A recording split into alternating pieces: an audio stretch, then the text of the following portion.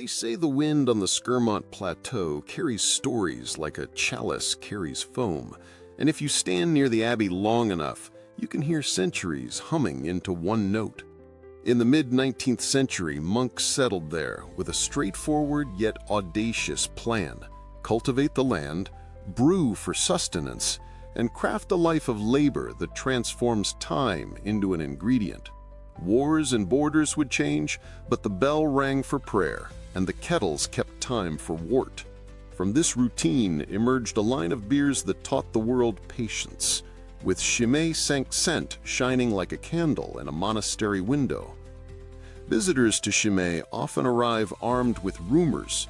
Some recognize the beer by its label color, the so-called white, while others know the large bottle shared at family tables like a celebratory loaf. The monks appear content to let fantasies thrive, cooperating with gravity and silence, an ideal brewing method.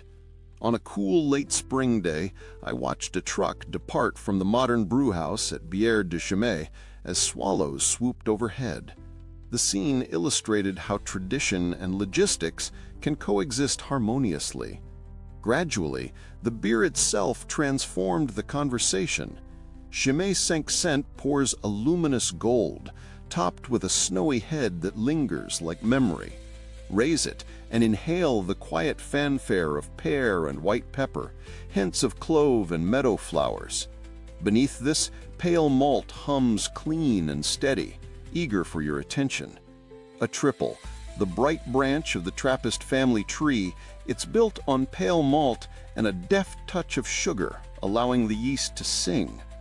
With an 8% ABV, it fills the room without raising its voice and sports an IBU of 38, offering firmness without harshness. The sweetness glides alongside bitterness, while the yeast pens a delicate narrative. With time, the layers unfold more. A sip begins crisp, like biting into a ripe apple, transitioning to honeyed biscuit, a whisper of coriander, and a clean herbal note from European hops.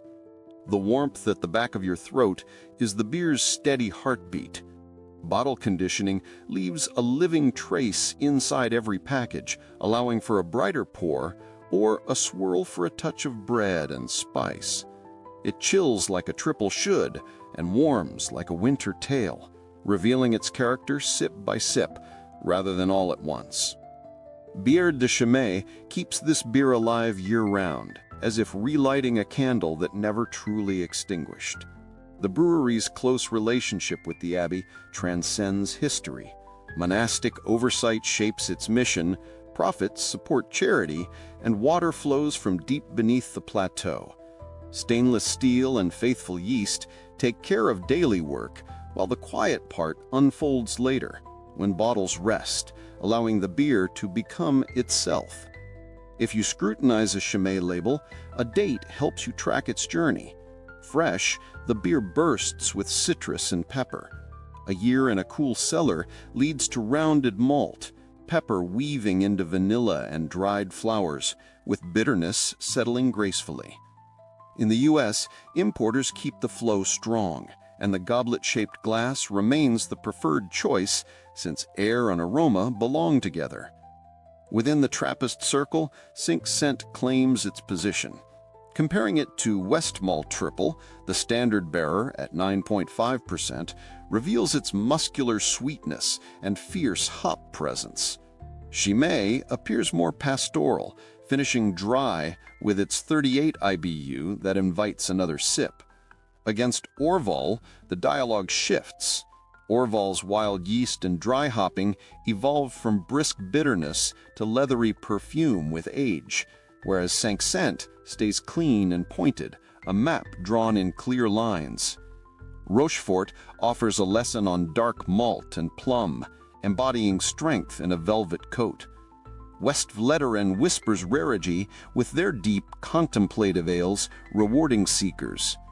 Trefontaine in Rome introduces eucalyptus in its triple, ringing like a bell in another cloister. La Trappe and Zunder reflect their own Dutch water and weather. Each has a unique voice, bound not by competition, but philosophy. What links them is simple. Work is prayer. Ingredient is covenant. Quality is testimony. In the gift shop, where Chimay cheese resides alongside the beer, you can taste the ecosystem.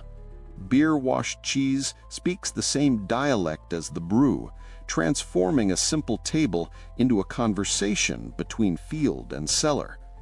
Enthusiasts share notes on vintages, recalling when the hops showed bay leaf, or the yeast leaned toward apricot in certain years. Travelers exchange directions to cloisters hidden behind forests, their voices warming as they remember sunlit squares on old stone. Ultimately, Chimay Cinq embodies balance. It's bright without being sharp, strong without bravado, and complex without clutter. It honors the triple style with clarity, keeping its 8% tucked inside a buoyant body and measuring its 38 IBU with the steady hand of long practice. Always in production at Bière de Chimay, it connects modern drinkers to a lineage valuing devotion over volume. For newcomers to the Trappist world, this is where to begin, understanding how yeast can create a cathedral from air and sugar, how old stones teach modern palates to slow down, and how a simple glass can hold the work of patient hands. Then venture to Westmalle, Orval, Rochefort, and the abbeys dotting the map like constellations. Each beer is a chapter, each pour a page turn, and amid the quiet between sips, you might hear the wind on Scourmont carry yet another story home. Até a próxima cerveja.